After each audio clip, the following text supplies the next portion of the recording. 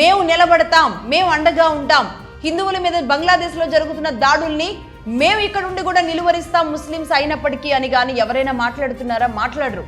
ఆఖరికి ఎక్కడ దాకా వెళ్ళిందంటే పరిస్థితి బంగ్లాదేశ్లో భారత దౌత్య కార్యాలయం మీద దాడులు చేశారు. ఇదంతా కూడా ఆ దేశంలో జరిగిన కుట్ర అని మీరంతా అనుకోవచ్చు. కానీ మరి భారత దౌత్య కార్యాలయం మీద ఎందుకు దాడులు చేశారు? ఒక కార్యాలయం, ఒక పత్రికా కార్యాలయం మాట్లాడినందుకు దాన్ని ఎందుకు కాల్ చేశారు? అది ఎంత పెద్ద తప్పు చర్యనో తెలుసా? భారతీయుల్లో ఏ ఒక్కరైనా సరే ఇప్పటి వరకు పాకిస్తాన్ ఎన్ని చర్యలు చేసినా, పాకిస్తాన్ బంగ్లాదేశ్ రాయబార కార్యాలయాలు మన ఢిల్లీలోని చాణక్యపురిలో ఉన్నాయిగా, ఏ ఒక్కరైనా వెళ్ళి ఒక రాయి విసిరారా?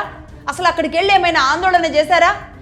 మనం మాత్రం పకడ్బందీ సెక్యూరిటీ, ఏ కార్యాలయానికి కూడా లేనంత పకడ్బందీ సెక్యూరిటీ బంగ్లాదేశ్ అండ్ పాకిస్తాన్కి భారతదేశం ఇస్తుంది.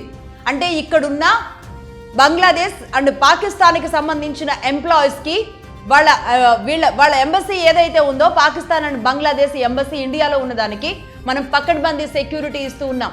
అసలు నిజంగా అనకూడదు కానీ వాళ్ళు ఎంత వెధవలంటే, భారత్పై పెహల్గాం దాడి జరిగినప్పుడు ఇదే ఢిల్లీలో కూర్చుని కేకులు తెప్పించుకొని కట్ చేసుకున్నారు. వీళ్ళు కేకులు తెచ్చుకొని సెలబ్రేట్ చేసుకున్నారు.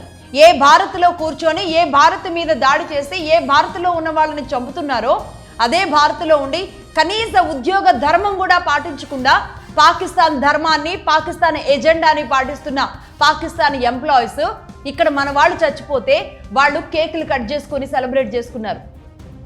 ఏకంగా హై కమిషనరే ఆ పని చేశాడంటే ఎంత సిగ్గుమాలిన చర్య! ఇది దౌత్య నీతికి వ్యతిరేకం కాదా? మరి ఇంటర్నేషనల్ స్థాయిలో ఎవరు మాట్లాడాలి? ఐక్యరాజ్య సమితి వరకు ఇది తీసుకువెళ్ళినా ఎందుకు ముందు కదలట్లేదు? అయినా సరే ఇన్ని జరుగుతున్నా మన చుట్టూ మనం ఏం మాట్లాడకూడదు. పెహల్గాంలో మతం అడిగి మరీ చంపుతుంటే మనం వాళ్ళని ఏమీ చేయకూడదు. అటు బంగ్లాలో పాకిస్తాన్ వదిలిన క్రూరమైన జంతువులు అల్లర్లు సృష్టిస్తూ భారత్ను కవిస్తుంటే మనం ఏం మాట్లాడకూడదు. ఇంకొక వైపు పాకిస్తాన్ గురించి మాట్లాడాలి. ఆ దేశ ప్రధాని ఇమ్రాన్ ఖాన్ తల్లికి మన దేశం నుంచి తల్లి స్థానంలో మోడీ గారు ఒక చీర పంపిస్తే ఇప్పుడు మరి ఎందుకు కుట్ర పెట్టుకున్నారో తెలియదు కానీ ఆ దేశ ప్రధానినే అక్కడ లేకుండా చేశారు. అసలు ఇమ్రాన్ ఇప్పుడు బతికి ఉన్నాడో లేదో కూడా ఎవ్వరికీ తెలియదు, ఆ దేశ ప్రజలకే తెలియదు. ఇంకొక వైపు ఆఫ్ఘనిస్తాన్, మరొక వైపు చైనా, ఇంకొక వైపు టర్కీ, అలాగే ఇప్పుడు పాకిస్తాన్ సౌదీతో పెట్టుకున్న సైనిక ఒప్పందం. అంటే పాకిస్తాన్ ఏ దేశంతో అయినా యుద్ధం చేస్తే సౌదీ సహాయం ఉంటుంది అని ఈ రెండు దేశాలు డీల్ కుదుర్చుకున్నాయి. ఇన్నింటి మధ్యలో భారతదేశం ఉంది. భారతదేశంలోని హిందువులు ఉన్నారు. వీళ్ళంతా ప్రతిరోజు మనల్ని రెచ్చగొడుతుంటే, మనల్ని వచ్చి ఇరిటేషన్ చేస్తూ ఉంటే మనం మాత్రం మౌనంగా మెడిటేషన్ చేస్తూ ఉండాలా? దేశం చుట్టూ ఇంత యుద్ధ వాతావరణం ఉంటే ఒకరేమో అంటే మన తెలుగు రాష్ట్రాల్లో నా బట్టలు నా ఇష్టం, అక్కడ ఏం జరుగుతుందో నాకేం తెలుసు అంటూ ఉంటారు.